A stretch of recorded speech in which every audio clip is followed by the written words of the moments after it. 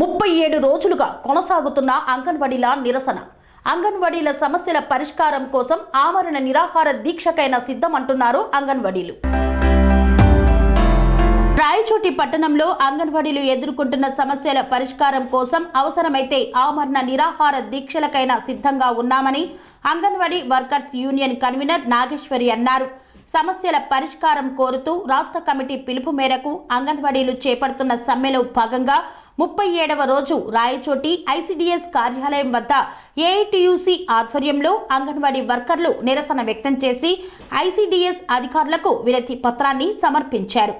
ఈ సందర్భంగా ఆమె మాట్లాడుతూ న్యాయమైన డిమాండ్లు అడుగుతూ ప్రజా జీవనానికి ఇబ్బంది లేకుండా ప్రశాంత వాతావరణంలో నిరసన తెలియజేస్తున్న అంగన్వాడీ వర్కర్లపై అక్రమ కేసులు బనాయించడం ప్రభుత్వ దుర్మార్గపు చర్య అన్నారు. అంగన్వాడీలు ఎదుర్కొంటున్న సమస్యలను పరిష్కరించాలని కోరుతూ గత 37 రోజులుగా రాష్ట్ర వ్యాప్తంగా అంగన్వాడీలు రోడ్లపైకి వచ్చి వివిధ రకాలుగా నిరసనలు వ్యక్తం చేయడంతో పాటు రీలే నిరాహార దీక్షలు చేపడుతున్న ఈ ప్రభుత్వానికి అంగన్వాడీల బాధలు పట్టడం లేదన్నారు.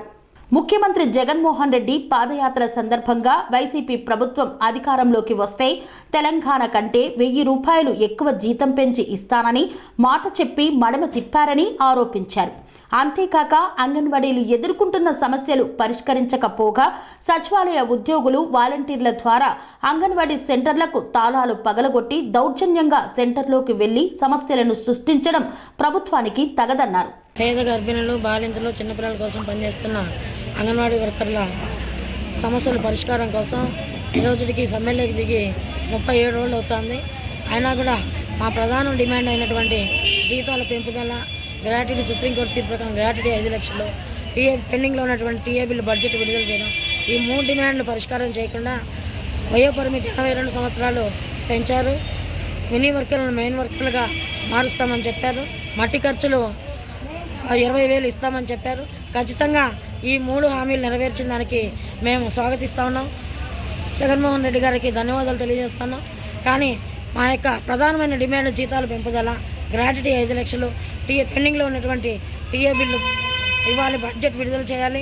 ఇంకా హెల్పర్లకు 10 సంవత్సరాలు సర్వీస్ అనే నిబంధన తీసివేయాలని ప్రధానమైన డిమాండ్లు అమలు కోసం మేము సమ్మెను కొనసాగిస్తున్నాం. ఈ ప్రధానమైన డిమాండ్లు మాకు అమలు చేసేంత వరకు మా యొక్క సమ్మె కొనసాగుతూనే ఉంటుంది. విరమించే ప్రసక్తే లేదు. ఈరోజు 37వ రోజు భాగంగా అన్నమయ్య జిల్లాలో కూడా మాకు సోకాజ్ నోటీసులు ఇచ్చారు. సోకాజ్ నోటీసులు రాష్ట్రమంతా వచ్చాయి.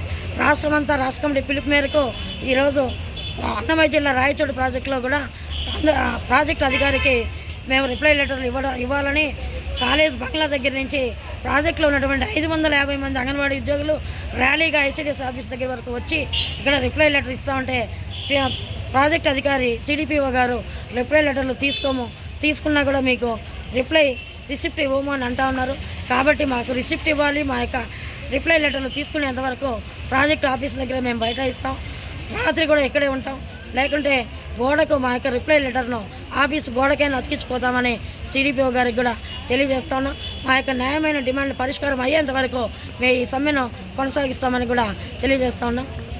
ప్రాజెక్టు ప్రధాన కార్యదర్శి భాగ్యలక్ష్మి. ప్రజాసేవ కోసము గర్భవతులకు, బాలింతలకు, పిల్లలకు అందరికీ సేవ చేస్తూ కరోనా టైంలో కూడా మా ప్రాణాలు తెగించి పనిచేసి కొంతమంది అంగన్వాడీ కార్యకర్తలు చనిపోవడం కూడా జరిగింది. వాళ్ళకు కూడా ఏమి కానీ బెనిఫిట్స్ ఇవ్వలేదు, చనిపోయిన వారికి కూడా.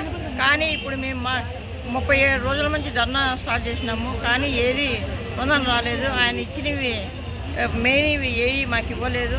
ఈ 3 డిమాండ్లు అంటే జీతం పెంచడము, గ్రాట్యుటీ,